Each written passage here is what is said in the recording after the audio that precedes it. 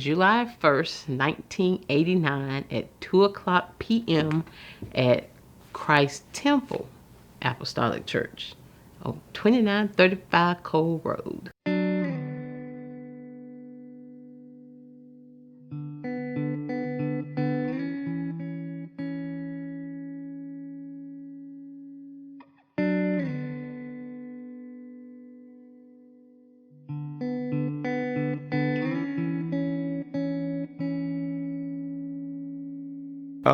We first met summer of probably 86, I think it is. Well, I actually met him running summer track, but I was debating on not running that year because it was my senior year and I was getting ready to go to Winston State. I joined a track team and met my wife there. As a matter of fact, she was participating in track. And first practice, and I looked across the field. I said, "Who's that guy over there?" When initially meeting her, didn't notice her, didn't take much interest in her. Distance coach. I said, "Okay." I said, "All right." I said, "Is he married?" He told me, "No." I said, "Okay." So I decided that year I would do the long jump. My heart was, at the time, I was really just trying to be a coach. So when it was time to practice field events, I've done the long jump since 7th grade. Here it is senior year, so I've been doing it for over 5 years. I know how to count my steps. I know how to do the long jump. I had my heart in teaching the kids the correct way of doing things, participating in track as I had learned it at that point. So I would act like I couldn't do my steps. I would always cross over the board. I would refuse to jump over the hurdle to get hyped to go into the pit. I would occupy all his time doing track practice when it was time for field events. Best I could at that point right there. And no, I didn't realize it at that time, but I guess, as she said, she was setting me up at that point. And I did it the whole summer. He never caught on until we actually started dating, and I told him. And he thought about it. I said, "Did you ever wonder how I can jump 18, 19 feet during the track meet, never scratch, never mess up, and then don't do nothing in practice?" And that's when he called me a little stinker. So, yeah, interesting there. No, he did not catch it. When they say men are a little slow and a little late in social activities, they really are. Because he's 7 years older than me. And he really didn't catch on. And he still had to be told. Well, believe it or not, she was the aggressor in this relationship. Yes, she was. She was the aggressor, even though that I was at the age I was, a little older than her. She probably knew about dating than I did at that point in my life. I was learning very young too, not far removed from my mother's house. First official date. I think we went to a football game at Winston State. I really can't remember. I think we went to a football game. We were in St. Louis, and we went to a baseball game, and after the baseball game, I think we went out. It's a few of us, but I think that's what she considered. I remember that's what her telling me that's what it was, that she considered our first date. I believe it was. And so it was not about money or anything, because my baby drove a Gremlin, a yellow Gremlin. So it had nothing to do with the car. It was straight up man. He come pick me up in that Gremlin and I'll ride with him and we'll just go. He was just a nice guy. And I gotta admit, my first impression of him was nothing but lust, because I thought he had nice legs and a cute butt. That was my first thing.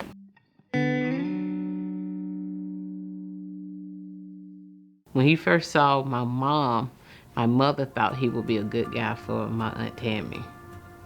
And she wanted me to introduce them to each other. And I was like, She did. Well, actually, she told me who Tammy was, which I remember Tammy when I was in school at Winston State. And she, I a little confused myself and everything. I did, but I was reluctant, and I interfered in every way I could. So that didn't last long.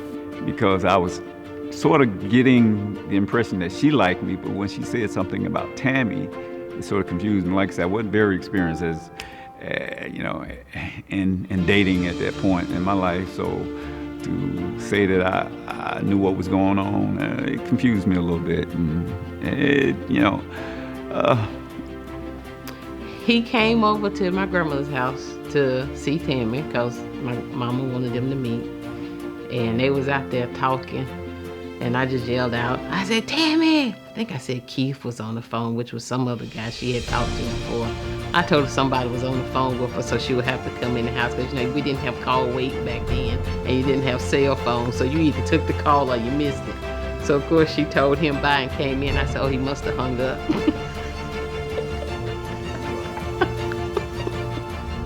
Engagement. The engagement, I think we dated something like 2 years before we actually got married. And I think within a year is when the engagement, after the first year we were dating, is when the engagement came around. And I'm just being honest, to tell you the truth there, I don't remember very much of that. No, sir. The proposal was a little lame, now that I think about it.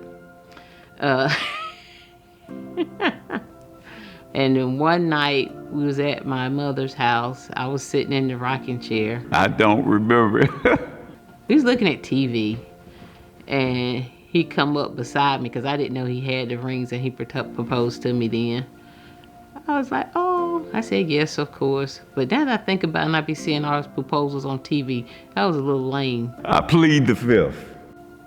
Should have been a little bit more fanfare. Oh, the wedding. The wedding was very nice, I thought. I was trying to make sure that everything got done, that I wasn't trying to make sure everything was happening as opposed to enjoy the wedding. I enjoyed it, but at the end of the day, I was tired because I was trying to do a whole lot. That was my first wedding,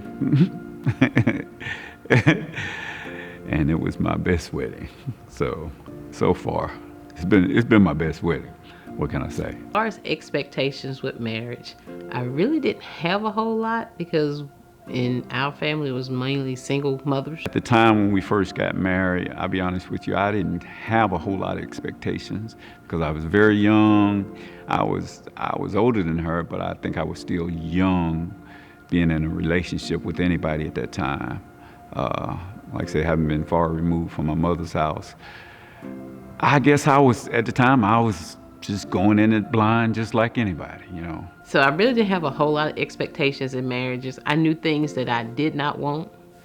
I didn't want anybody to lie to me. Definitely ain't cheating on me. That's out. That's no comeback. Sorry. That's you gone. 5 years. 5 years. It took her 5 years to say that she was wrong, and she apologized. So within the first 5 years, I was always wrong, or I had to apologize. I was in nursing school, and we was out for break at that time. So, I'm thinking, I'll have dinner ready when he come home from work. First night I had dinner, he come. Oh, I stopped and got something to eat. I'm not hungry. So next time I cooked again. Oh, I just eat some of that tuna you got in there. I don't feel like having nothing heavy.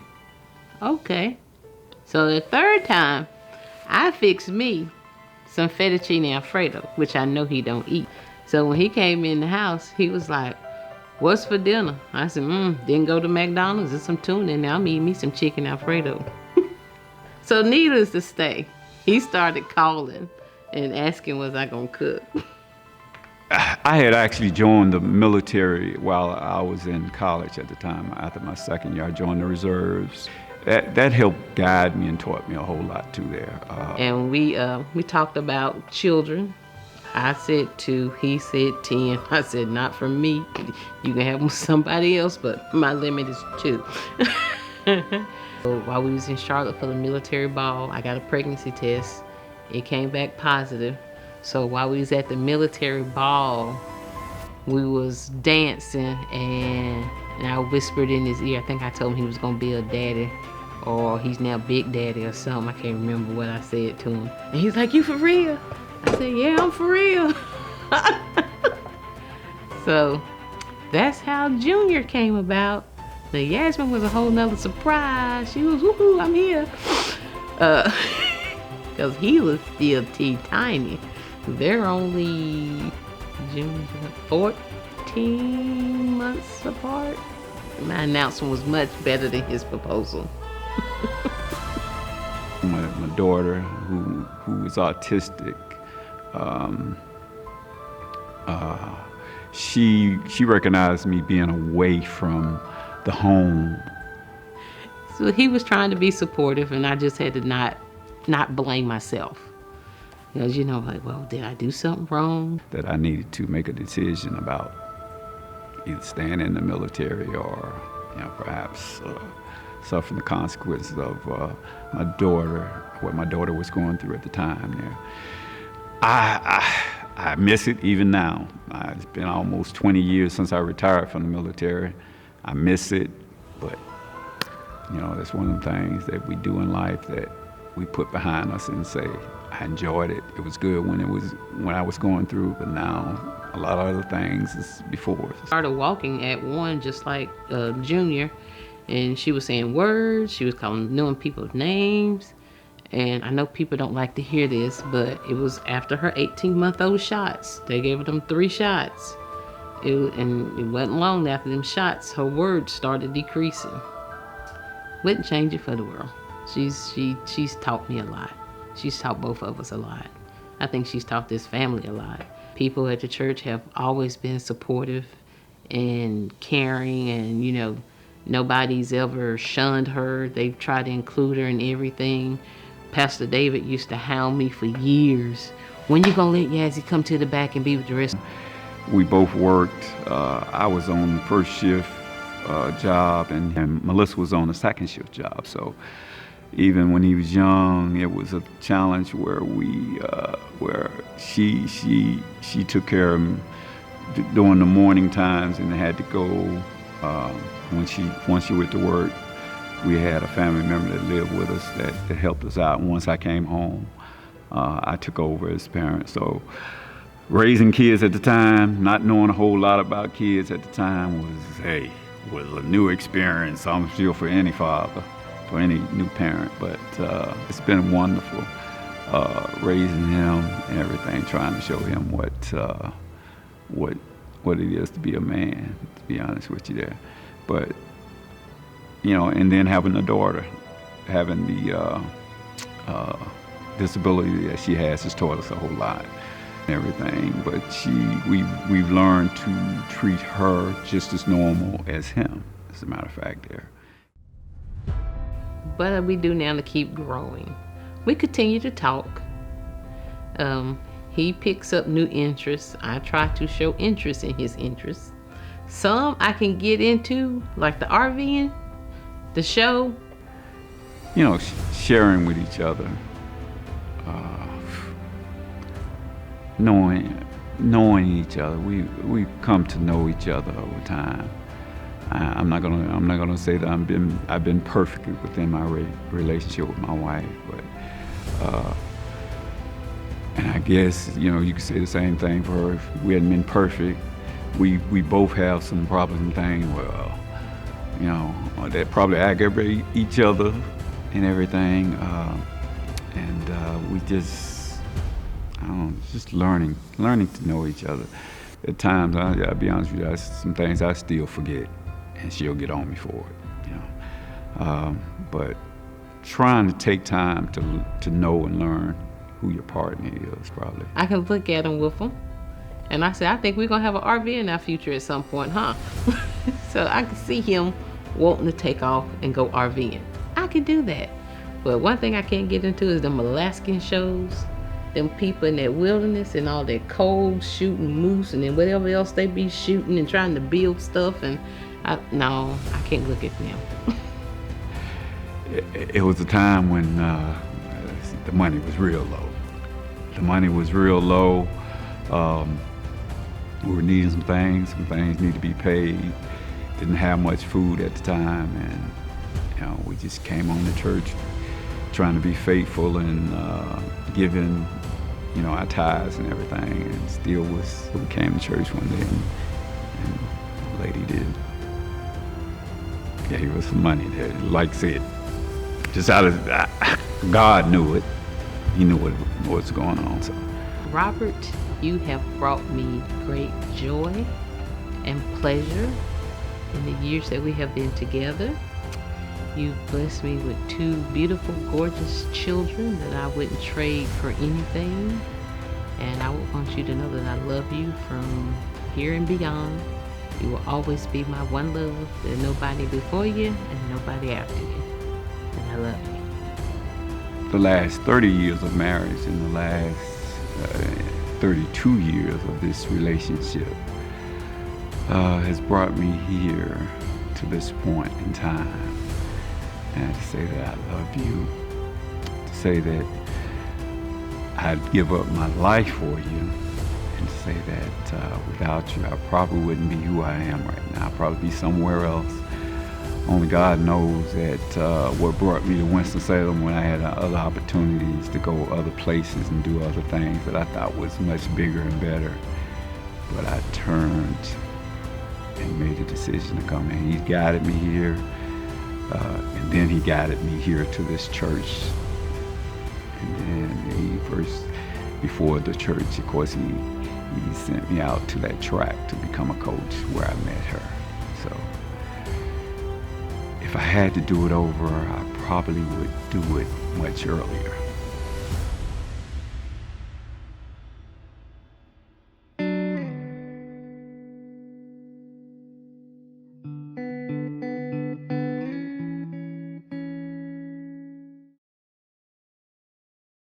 I think probably the funniest story is that, and we've always taught, especially when it comes to my son, when he was very young, the difference between a boy and a girl. The day that he realized, I think he was somewhere in that maybe 2 to 3 years age, might have been 4, when he realized that his mother did not have a penis. And of course, she was in the bathroom, and he came in the door, and he asked her why was she sitting down on the stool, and she explained it to him because women are designed this way and men aren't, and he wanted to see. And she explained it to him. Yeah, she's gonna kill me for this, but what the heck. But he chased her through the house, and she was running around with her pants at her ankles, trying to get away from him because he was wanting to see what she had. All right. Woo, that's it.